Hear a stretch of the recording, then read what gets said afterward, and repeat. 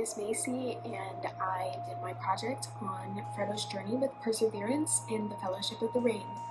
So, if you don't know what the Fellowship of the Ring is, it is by J.R.R. Tolkien, and it is about a hobbit who takes the Ring of Power to Mordor.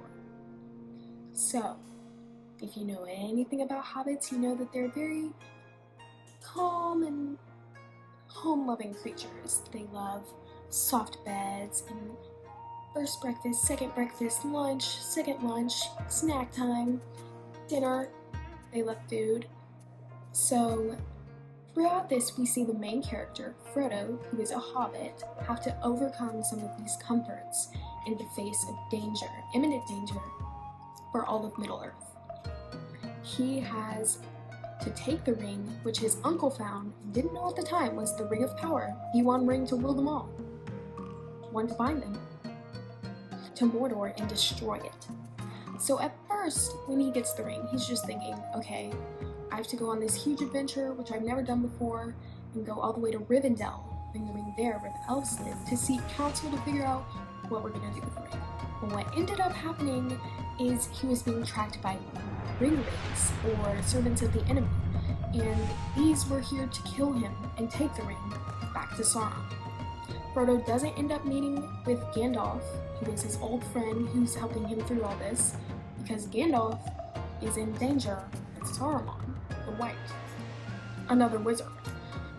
Frodo instead meets up with Strider, and he goes with his friend Samwise Gamgee, Peregrine Took, and Meriadoc Brandybug.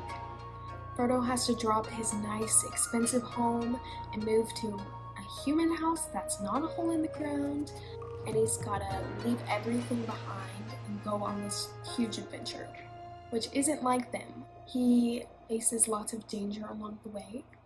Thankfully, he finds someone named Tom Bombadil to help him out.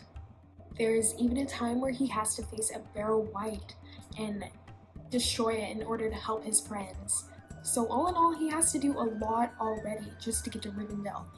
Throughout the entire time he's on his way to Rivendell, he's being pursued by Black Riders, the Ring Wraiths. At one point, he's even stabbed by them, and he still goes on. Once Frodo makes it to Rivendell, they hold council deciding, what should we do with the ring? Who should take it? Should we keep it here? The people end up getting into an argument about it, and Frodo steps forward and says, you know what? I'm gonna take the ring. I'm gonna take it. And so him and a company come together and decide they're gonna take the ring to Mordor. It is led by Gandalf, and they start to make their way there. Along the way, they go up this mountain, and it starts attacking them, sending snow piling down on them. It's freezing, it's too hard for them to come through, and there's nothing they can really do about it. And so the company asks him, Frodo, what should we do? And Frodo says, we should go through Moria. And Gandalf and Aragorn have been talking, and they were like, we can't go through Moria. Well, we have to. We might have to. No, we can't, because there's evil there.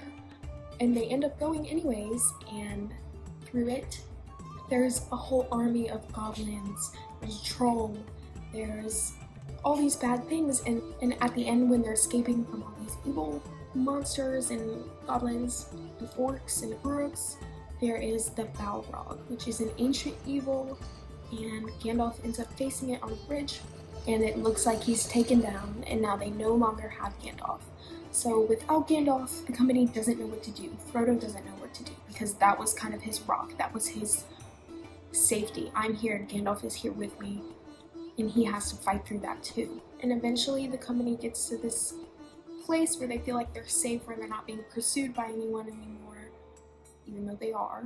They ask Frodo, what should we do? Like, should we split apart? We don't have Gandalf. Nobody really knows what the plan was. And they put all that pressure on Frodo to decide, and Frodo ends up going on his own without telling anyone, except he brings Sam with him, that he will be taking the ring to Mordor on his own, which is a hugely deadly journey, and he doesn't even know if he's gonna return, but he still goes anyways. And I think throughout this, Frodo ends up displaying tremendous amounts of perseverance, tremendous amounts of bravery and courage, things that are not very usual for a hobbit. It's completely unlike the hobbit lifestyle for them to be doing that. Frodo knows he's the only one who can truly face this danger. Even Galadriel, one of the elves with a ring of power, when tempted, said she knew she couldn't take the ring because it would corrupt her, because the ring is very corrupting.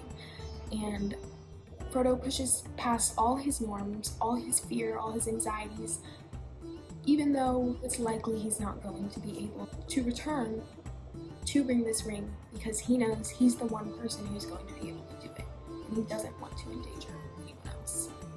There's an article on Psychology Today about perseverance and what it really takes when you want or are going towards change, the effect it has on your body, on your mind.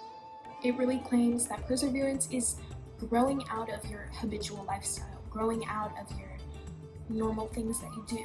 Is that perseverance is not only overcoming all the hard things, but believing that you will be able to.